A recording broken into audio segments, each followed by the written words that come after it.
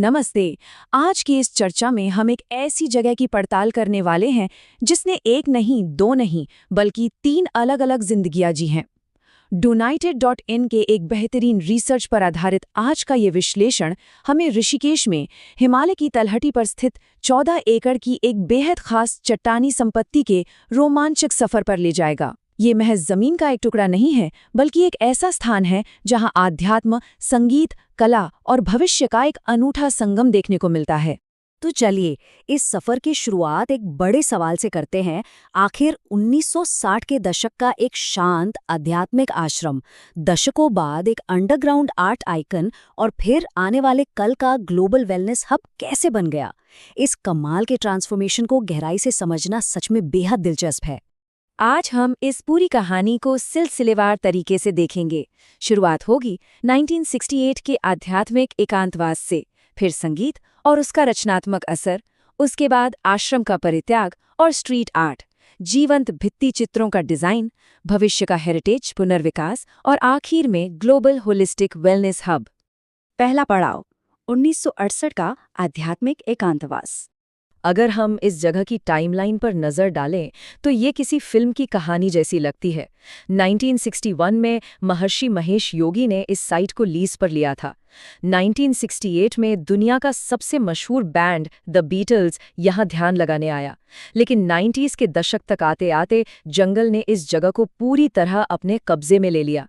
फिर 2012 से 2016 के बीच स्ट्रीट आर्ट ने इसकी किस्मत दोबारा बदली और अब 2020 के दशक में सरकार इसे एक मॉडर्न हेरिटेज साइट बनाने जा रही है। सोचिए, 60 सालों में इस जगह ने कितनी करवटें ली हैं। उस दौर का असल अनुभव कैसा था, इसका अंदाजा पैटी बॉयड के इन शब्दों से लगाया जा सकता है।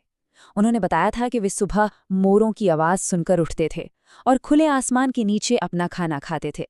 मतलब एकदम सादगी, और सच कहूं तो हिमालय की यही शांति और प्रकृति से जुड़ाव ही था जिसने उस समय दुनिया के सबसे बड़े बैंड को इतनी दूर भारत खींच लिया था। दूसरा पड़ाव संगीत और रचनात्मक परिणाम। अब यहाँ एक बहुत बड़ा विरोधाभास देखने को मिलता है। शुरुआत में इस बैंड का लक्ष्य था ट्रांसेंडेंटल मेडिटेशन सीखना, अंदरूनी शांति पाना और अपनी स्टार वाली दुनिया से दूर जाना। लेकिन असलियत में हुआ क्या? महर्षि के साथ उनका कुछ तनाव हुआ, कुछ सदस्य तो अचानक वहां से चले भी गए। लेकिन सबसे जरूरी बात, इस सारी उथल-पुथल के बीच एक जबरदस्त रचनात्मक विस्फोट हुआ। उन्होंने यहाँ दर्जनों नए गाने लिख डाले। एक और दिलचस्प बात, आश्रम में बिजली के उपकरणों का इस्तेमाल बहुत सीमित था, तो वहां सिर्फ अकूस्टिक गिटार ही बजाए जाते थे। यहीं पर साथी संगीतकार डोनोवन ने बैंड के सदस्यों को क्लॉय हैमर पिकिंग सिखाई, जिसे कार्टर फैमिली स्टाइल भी कहते हैं। बंगला की छतों पर बैठकर सीखी गई इस साधारण सी फिंगर पिकिंग तकनीक ने बैंड के संगीत को एक बिल्कुल नई दिशा दी। डियर प्रूडेंस जैसे गानों में आप इसका सीधा असर साफ सुन सकते हैं। 48 ये कोई आम नंबर नहीं है। ये उन गानों की अनुमानित गिनती है जो द बीटल्स ने अपने इस छोटे से सफर के दौरान लिखे थे। बाहरी दुनिया के शोर से कटकर ये उनकी रचनात्मकता का सबसे बेहतरीन और उत्पादक समय था, और यही गाने आगे चलकर उनके मशहूर व्हाइट एल्बम का मुख्य हिस्सा बने। तीसरा पड़ाव परित्याग और स्ट्रीट आर्ट। लेकिन वक्त हमेशा एक सा नहीं रहता। 1990 के दशक में लीज खत्म होने के बाद ये ऐतिहासिक जगह वीरान हो गई।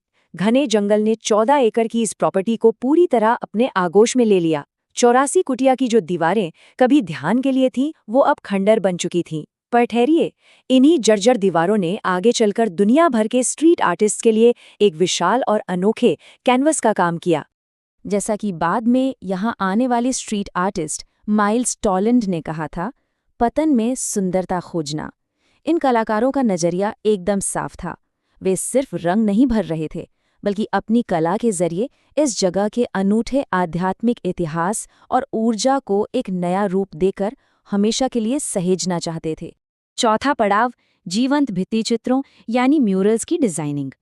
अब ये जानना बहुत मजेदार है कि इन कलाकारों ने ये विशाल म्यूरल्स बनाए कैसे। उन्होंने पुरानी आध्यात्मिकता को आधुनिक तकनीक से जोड़ दिया। कलाकार ऋषिकेश की सड़कों पर घूमते अपने स्मार्टफोन से वहां के आम लोगों की तस्वीरें लेते और फिर उन डिजिटल फोटोज को आश्रम की पुरानी पथरीली दीवारों पर विशाल भित्ति चित्रों में उकेर देते थे। इसका सबसे शानदार उदाहरण है द एगमैन नाम का ये म्यूरल। एक कलाकार ने सड़क पर पगड़ी और सफ़ेद दाढ़ी वाले एक आम इंसान की स्मार्टफोन से तस्वीर ली और उसे आश्रम के अंदर अंडे के आकार वाली एक विशाल संरचना पर पेंट कर दिया। सोचिए, एक साधारण सी डिजिटल तस्वीर को कैसे उस जर्जर पत्थर पर एक आध्यात्मिक मास्टरपीस में बदल दिया गया। 5वां पड़ाव, भविष्य का हेरिटेज, पुनर्विकास। इतने सालों की वीरानी के बाद आखिरकार इस जगह को बचाने का बड़ा काम शुरू हो गया है। उत्तराखंड पर्यटन विभाग ने HCP डिजाइन कंसल्टेंसी के साथ साझेदारी करके एक अत्याधुनिक हेरिटेज संरक्षण योजना तैयार की है। इनका मुख्य उद्देश्य उन ऐतिहासिक 84 कुटियाओं का जीर्णोद्धार करना है।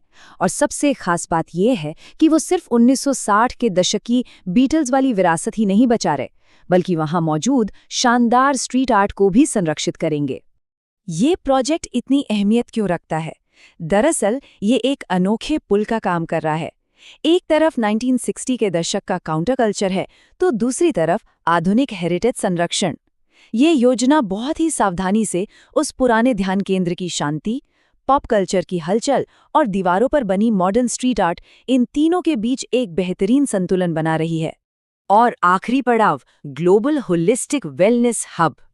एक यात्री के नजरिए से सोचिए, आने वाले वक्त में ये जगह क्या कमाल का अनुभव देगी। यहाँ आने वाले पर्यटक एकदम अत्याधुनिक होलिस्टिक वेलनेस का आनंद ले सकेंगे। ये सिर्फ एक आश्रम नहीं रहेगा, बल्कि वैश्विक कला, संगीत और संस्कृति का एक ग्लोबल हब बनेगा। यहाँ का पूरा डिजाइन और आतिथ्य ऐसा होगा जो आसपास के जंगल और प्रकृति में पूरी तरह घुल मिल जाए और लोगों को इस जगह के गहरे इतिहास का एहसास भी कराए। अंत में ये पूरा सफर हमें सोचने पर मजबूर कर देता है। कोई भी भौतिक स्थान या फिजिकल स्पेस अलग अलग युगों से गुजरते हुए कैसे अपने अनोखे इतिहास को अपने अंदर समेट लेता है। एक शांत मेडिटेशन रिट्रीट, फिर वीरान जंगल में छिपा एक आर्ट आइकन, और अब भविष्य का ग्लोबल वेलनेस हब। इस कमाल के बदलाव पर जरूर विचार कीजिएगा। मुझे उम्मीद है कि इस विश्लेषण से इस ऐतिहासिक जगह के सफर को समझने में आपको मजा आया होगा। इस तरह की और जानकारियों के लिए जुड़े रहें।